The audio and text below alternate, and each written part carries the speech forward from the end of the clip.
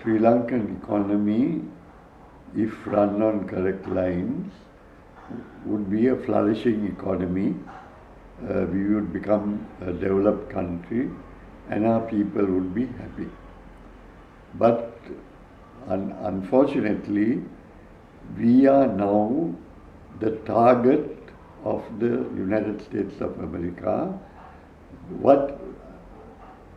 To become a colony once again, our economy to be taken over and dominated by the multinational corporations of America, and our country to be made into a military base for the American army to have as its central military base in the Indian Ocean.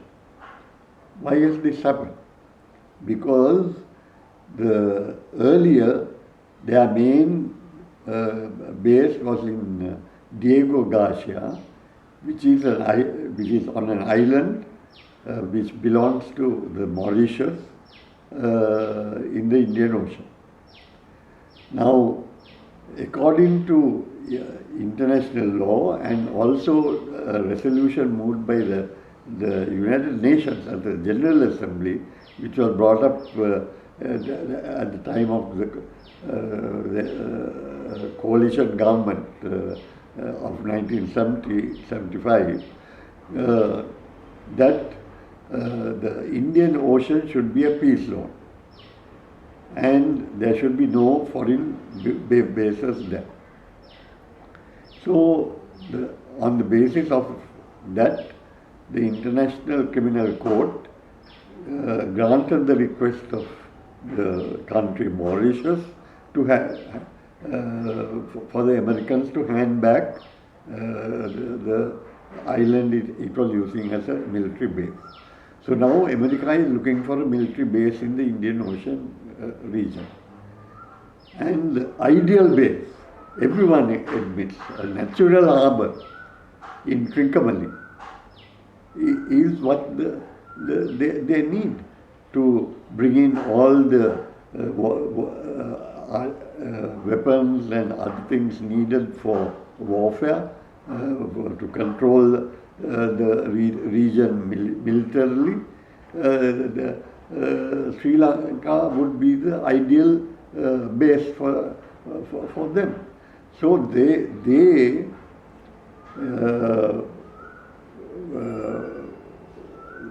put up two agreements. The MCC agreement to make us a semi-colony once again, fully exploited by the American business and industrial interests, and on the other side, the SOFA agreement, which would enable the American soldiers in uniform, gun in hand, in their luggage they could have Bren guns and machine guns. Our customs can't examine them, leave alone charge any duty. Bring them into the island, take them, they would have a expressway which would take it to Trincomalee, and then all their ships in the Indian Ocean region could get refueled, could get all their military requirements, food, everything in Trincomalee. And that arrangement, the Yahapalana government, headed by the present Prime Minister that we have, Ranil Wickremesinghe, was on the point of signing. Now we have a president who is very pro-American, the Basil Rajapaksa, all have been American citizens, or are American citizens. And now Ranil Wickremesinghe, from his earliest days in politics, has been pro-American and has acted as the American agent here in local politics. So now all three are in power. So this is an extremely dangerous situation. We have, I think, been,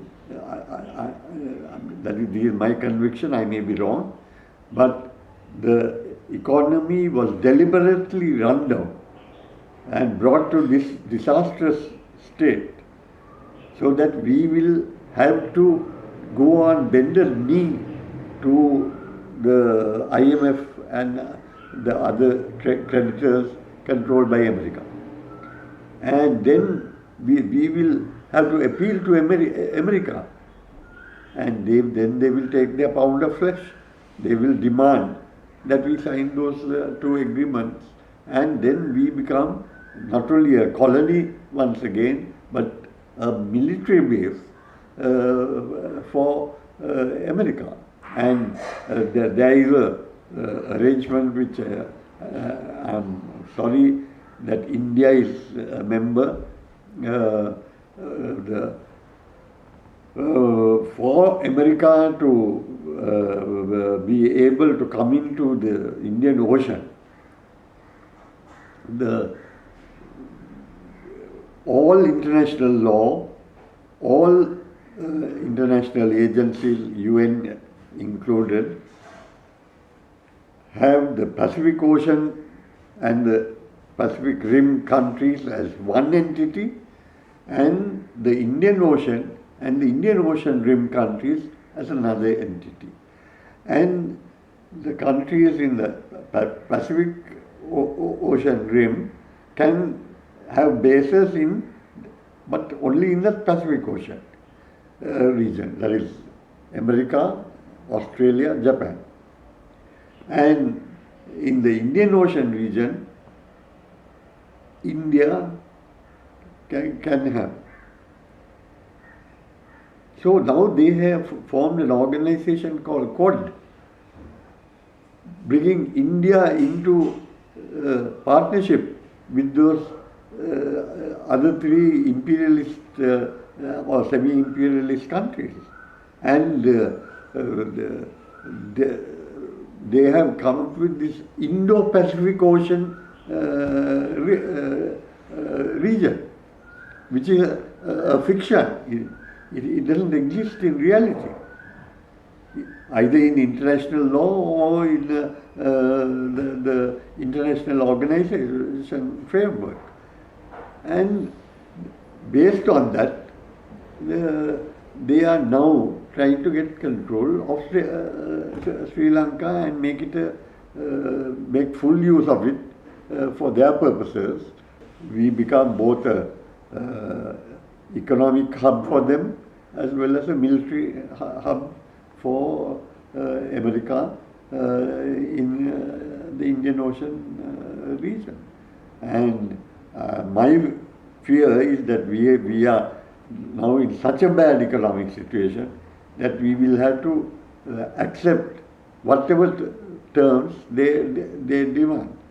And we will be in the position where we have to, however much we may dislike it, however much we may not want to be recolonized and used as a military base by America, we may be forced to go into that situation.